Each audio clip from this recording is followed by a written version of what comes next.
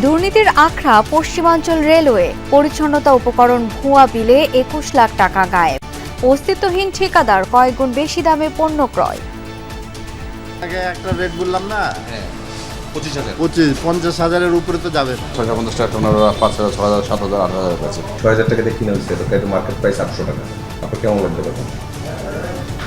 তখন এই যে আপনার পাশের প্রিন্টারটাই। জি। প্রধান উপদেষ্টা সিইসি বৈঠক নিয়ে চলছে জল্পনা কল্পনা।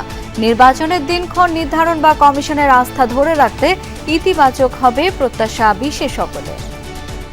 কিছু জিনিস আছে ইলেকশন কমিশন নিজেই করতে পারে, তার জন্য পার্লামেন্ট বা অধ্যাদেশ দরকার হবে। নির্বাচন কমিশন সিদ্ধান্ত নেওয়ার ব্যাপারে স্বাধীন, তারা সাংবিধানিক স্বাধীন প্রতিষ্ঠান, তারা সরকারের নিয়ন্ত্রণে নয়। ডক্টর ইউনূসের সঙ্গে সিইসির বৈঠকের বিষয় স্পষ্ট করার দাবি বিএনপির। দলের নাম ভাঙিয়ে সুবিধাভোগীদের বিষয়ে সতর্ক থাকার আহ্বান রিজভীর।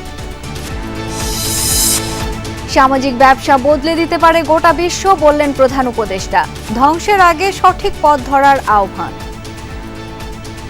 Healthcare has to come from that angle. That's the only solution healthcare has. Social business center. You cannot leave it to business to make money. Then healthcare stays out.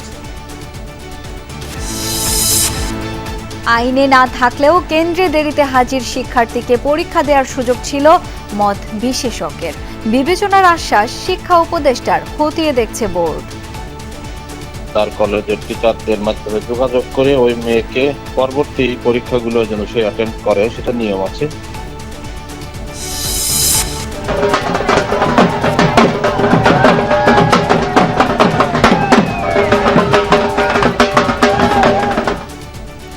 রথের দড়িতে পড়ল টান।